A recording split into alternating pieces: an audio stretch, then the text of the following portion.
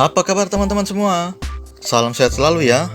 Kami yakin banyak di antara teman-teman yang sudah membaca manga chapter terbaru, yaitu chapter 62 secara keseluruhan. Dan terjemahnya bahkan kami sudah berikan di fanpage kami, Pilaf Corner. Dan kali ini kami akan membahas beberapa hidden details atau informasi tersembunyi dan critical point di manga Dragon Ball Super chapter 62. Ikuti sampai habis ya, karena ini mungkin informasi yang berharga buat teman-teman. Sesuai yang kami himpun, setidaknya ada 16 poin di dalam manga chapter 62 ini. Kami akan ulas secara berurutan, mulai dari yang pertama muncul. Dan poin yang pertama adalah judulnya. Ternyata, judul resmi yang dirilis untuk chapter 62 ini berbeda-beda. Mulai dari bocoran versi RAW Jepang yang berbunyi Zetai Zetsumei, yang berarti Desperate Situation, atau dalam bahasa Indonesianya, situasi yang dalam keputusasaan. Kemudian, versi Fish English merilis menjadi Edge of Defeat. Secara harafiah berarti di ujung atau di tepi kekalahan. Sementara itu, versi resmi bahasa Spanyol yang dirilis di situs Manga Plus berbunyi Aniquilación Total, yang berarti kehancuran total. Jadi kesimpulannya, judul ini hendak menggambarkan bahwa harapan Goku CS untuk menang semakin kecil, dan Moro sudah berada di atas angin. Atau dengan kata lain, keseluruhan manga chapter 62 ini belum sama sekali memberikan titik terang akan bagaimana cara Z Fighter untuk mengalahkan Moro. Kalau versi kami sih di fanpage, kami terjemahkan menjadi di ambang kehancuran. Kira-kira seperti itulah judulnya.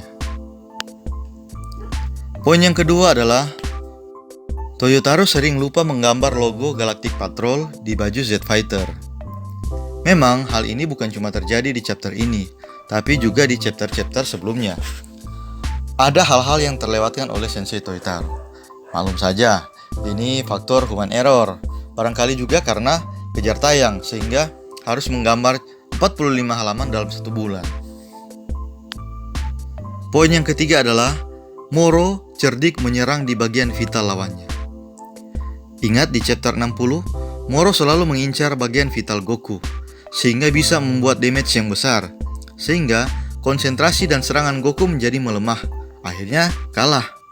Kali ini, Moro selalu memukul tubuh bagian atas Vegeta, yakni bagian kepalanya. Dengan memukul di bagian kepala, Vegeta tentu akan kehilangan konsentrasi, kemungkinan pusing. Terlihat bahwa hanya 3 pukulan untuk membuat Vegeta jatuh. Nah, mengapa Moro tak memukul di badan atau di perut seperti Goku? Moro sadar bahwa Vegeta memakai armor atau baju tempur yang akan mengurangi damage yang ditimbulkannya. Poin yang keempat adalah kelemahan Fusion Warrior. Sejak kemunculan pertama di Busaga, Fusion Warrior seperti Gotenks, Vegeto, Gogeta adalah ksatria terkuat yang tak dapat ditandingi oleh musuh. Mereka sangat overpower, tak ada kelemahan selain batas waktu. Namun di sini, Toyotaro berhasil menciptakan satu kelemahan Fusion Warrior, yaitu jurus Force Spirit Fusion, atau pemisahan spirit secara paksa. Poin yang kelima adalah Dende yang memutuskan turun ke medan pertempuran. Nah, kenapa ini aneh? Mari kita flashback ke Busaga. Ingat, ketika Bu berhasil meloloskan diri dari ruang jiwa dan waktu, semua orang di Istana Dewa dimakan habis oleh Bu, kecuali Dende. Ternyata, Dende telah dilemparkan ke bawah oleh Mr. Popo.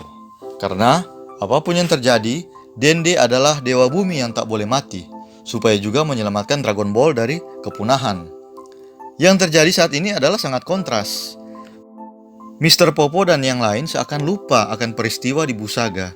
Harusnya mereka memikirkan juga Dragon Ball dengan memikirkan keselamatan Dende. Kalaupun butuh pemulihan, kenapa tak memanggil Kaioshin atau Kibito? Poin yang keenam adalah barrier atau shield atau perisai Gohan. Nah, terhitung sudah 2 kali Gohan menggunakan perisai. Pertama di chapter 56 dan yang kedua di chapter ini.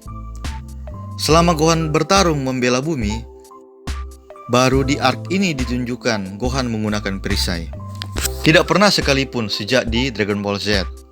Bahkan, ada momen ketika Buu mau meledakkan diri di manga Dragon Ball Z volume 41, Gohan hanya menghindar, menyelamatkan diri bersama Piccolo, Trunks, dan Goten. Padahal, kalau dipikir-pikir, daya ledakan Buu tidak berbeda dengan bunuh diri Vegeta, di mana dengan perisainya, Babidi dapat terlindung dari ledakan. Kenapa baru sekarang Gohan menggunakan perisai? Kalau teman-teman sadari, saga ini sudah mencapai age ke-780, di mana Gohan sudah berumur 23. Nah, ini merupakan tahun yang sama di dunia Future Trunks, di mana Future Gohan yang berumur 23 sedang berjuang melawan android di masa depan. Di movie Dragon Ball Z yang berjudul The History of Trunks, diperlihatkan Gohan menggunakan perisai yang bernama Tenma Defense saat melawan android 17 dan 18. Jadi nampaknya Toyotaro hendak merefresh ingatan kita dan mensejajarkan apa yang terjadi di timeline utama dengan future timeline. Poin yang ketujuh adalah Donut Galactica. Tentu jurus ini sudah familiar sekali ya. Siapa lagi kalau bukan punya Gotenks. Jurus ini bahkan jadi special move di game Dragon Ball Legends. Mungkin karena Gohan juga pernah merasakan terkena jurus ini, makanya dia mempelajarinya. Poin yang ke-8 adalah jurus instan Kamehame Goku. Ini juga merefresh apa yang terjadi di Cell Saga. Saat Goku melawan Cell, memang sih penampilan Moro juga mirip Cell. Saat itu, Cell terkena telak, badannya jadi hilang separuh. Sedangkan saat ini, hanya tangan kiri Moro yang lenyap. Dan saat itu, Cell juga mengingatkan Goku bahwa dia punya regen ability milik Piccolo. Nah, kata-kata ini serupa dengan yang dikatakan oleh Moro soal regenerasi Piccolo. Poin yang ke-9 adalah momen di mana villain melubangi tubuh lawannya.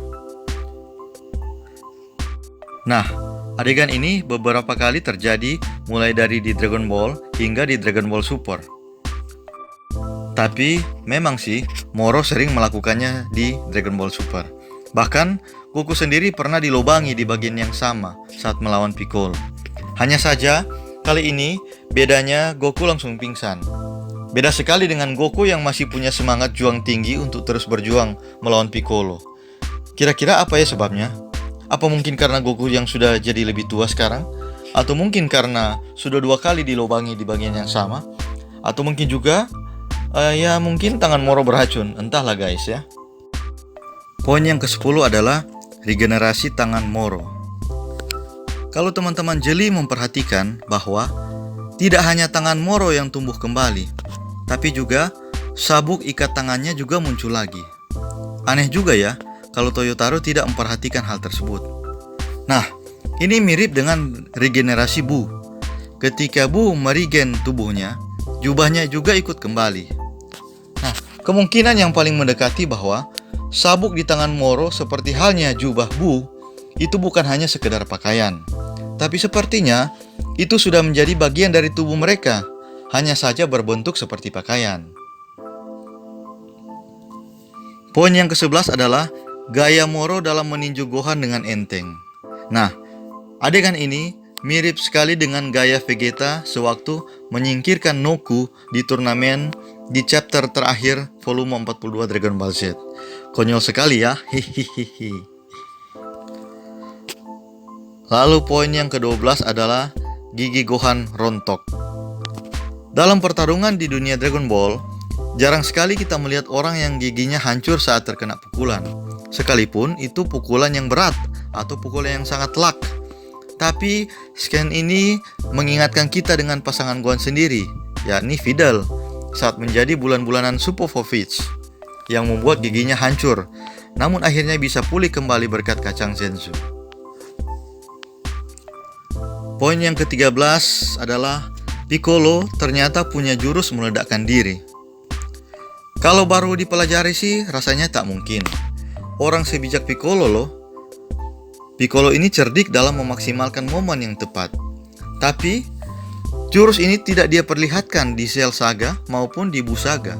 Padahal saat itu Piccolo punya peluang, terutama saat menghadapi Buu di ruang jiwa dan waktu. Poin yang ke-14 yaitu Angel yang menolong Dende. Mungkin masih banyak yang bingung ya, siapa Angel yang datang membantu Dende? Apakah Merus atau Whis?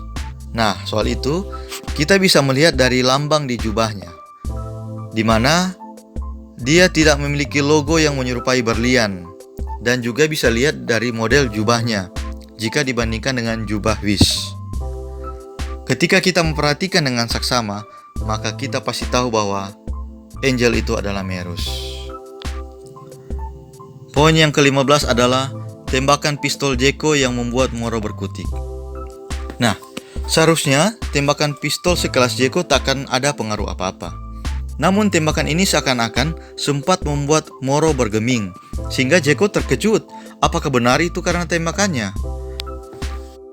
Nah, adakah teman-teman yang tahu scan yang mirip ini pernah terjadi di mana? Yap, betul sekali. Saat pertarungan Gohan melawan Buu Absorb Gotenks. Pertama kali ketika Satan menembak blast Buu, seakan-akan menggagalkan blastnya, padahal yang melakukan itu adalah Tenshinhan dengan Kikoho-nya. Dan kedua kali, masih Satan juga, saat dia menembak Buu, seakan-akan berhasil membelah tubuh Buu, padahal sebenarnya itu dilakukan oleh Goku dengan Kenshan-nya. Kemudian poin yang terakhir yang jadi sorotan kami, poin yang ke-16 adalah pistol Merus. Nah, sebelum kita mengetahui Merus adalah Angel, banyak fans yang membuli saga ini. Bahkan mereka membuli penulis. Masa tembakan sekelas patroli galaksi bisa membuat Goku dan Vegeta pingsan di awal saga? Tapi chapter ini mengungkap semua itu, bahwa sebenarnya tembakan dari pistol Merus ternyata sudah diisi dengan energi malaikatnya. Tidak heran kalau waktu itu Goku dan Vegeta langsung pingsan setelah terkena pistolnya. Nah teman-teman, itulah 16 poin hidden details dan critical point yang bisa kami ulas dari manga chapter 62 bagi teman-teman semua. Kiranya bermanfaat dan ikuti dan support terus channel ini, karena ketika kami memiliki informasi terbaru dan terupdate mengenai Dragon Ball, kami akan selalu membagikan bagi teman-teman sekalian. Akhirnya sampai di sini dulu, sampai jumpa.